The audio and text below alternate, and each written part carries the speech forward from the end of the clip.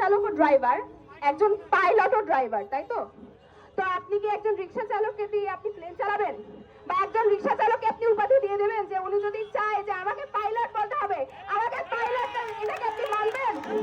তাহলে একজন SSC pass করা একজন মানুষকে যখন একটা ডিপ্লোমাধারী একজন মানুষ এসে বলে যে আমাকেও ডাক্তার বলতে হবে আর আপনারা মেনে নিলেন, এটা কিরকম ধরনের যুক্তি? এই যুক্তির তো আমি কোনো কিছু দেখতে পাচ্ছি না। প্লাস হচ্ছে দেখেন, সারা বিশ্বে শুধুমাত্র বাংলাদেশে এমন একটা জায়গা যেখানে ডাক্তার সমাজ অনেক বেশি অবহেলিত। ডাক্তার সমাজ আজ অবহেলিত ওই উপরে চেয়ারে বসে থাকা মানুষগুলোর কারণে। তারা নিজেদের আখের গোছাতে ব্যস্ত। তারা এটুকু দেখে না যে এই ডাক্তার সমাজকে অবহেলার কারণে আজ বাংলাদেশের মানুষই ভুগছে। বাংলাদেশের মানুষ কেন বাইরে যায় চিকিৎসার জন্য? এই ভুয়া ডাক্তারদের কারণে। ভুয়া ডাক্তারদের পাল্লায় পড়ে যখন আপনার অপচিকিৎসা হয় তখন দোষ আসে পুরো ডাক্তারদের। কিন্তু এটা কি কখনোই কাম্য? এটা তো কাম্য নয়, তাই না? যখন একজন এসএসসি পাস করার লোক আপনাকে একটা ডিপ্লোমাধারী আপনি নিয়ে আপনি বলছেন আপনি ডাক্তার এবং আপনার কাছে সে বিশ্বাস করে যায়। একজন রোগী ডাক্তারের কাছে যখন যায় তখন যদি ডাক্তার তাকে বিষ পান করতেও বলে সে সেটা ওষুধ মনে করে পান করে।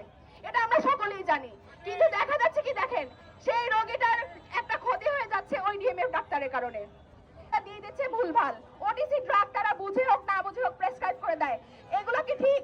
তো একজন ডাক্তার যখন আমরা এত কষ্ট করে এমবিবিএস পরীক্ষা দেই, আইটেম, টার্ম, কার্ড এসব ক্লিয়ার করে আমরা প্রফে বসি, প্রফে বসার পরও যখন আমরা সাপ্লি খাই, আমরা সেই ডিপ্রেশন নিয়ে সেইখান থেকে উঠে এসে শুধুমাত্র এমবিবিএস পাস করার জন্য, নামের পাশে ডাক্তার বসানোর জন্যই কিন্তু আমরা এটা করি না, আমরা মানুষের সেবা দান করার জন্য করি।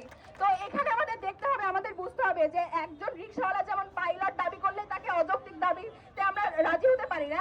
একজন এই যে ডিএমএফ বলেন, ম্যাথস বলেন, একজন মেডিকেল অ্যাসিস্ট্যান্ট যদি বলে যে আমাদেরকে নামের পাশে ডাক্তার বসাতেই হবে, এটা কিভাবে আপনারা মেনে নিলেন আমি জানি না।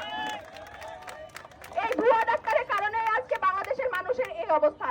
বাংলাদেশের মানুষ অপচিকিৎসা পাচ্ছে এবং দোষ হচ্ছে ডাক্তারদের। তো এটা কাদের ক্ষতি? আলটিমেটলি বাংলাদেশেরই ক্ষতি, বাংলাদেশের মানুষের ক্ষতি, অন্য কারো ক্ষতি নয়। আমরা শুধুমাত্র নিজেদের দাবি নিয়ে আসিনি, আমরা এখানে প্রত্যেকটা বাঙালি মানুষের দাবি নিয়ে এসেছি। আমরা আন্দোলন করতে পারি, আমরা মাঠ ছাড়বো না যদি আমাদের দাবি পূরণ না হয়।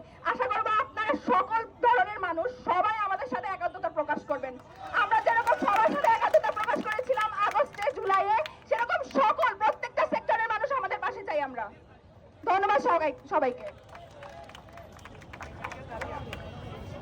আচ্ছা, এরপরে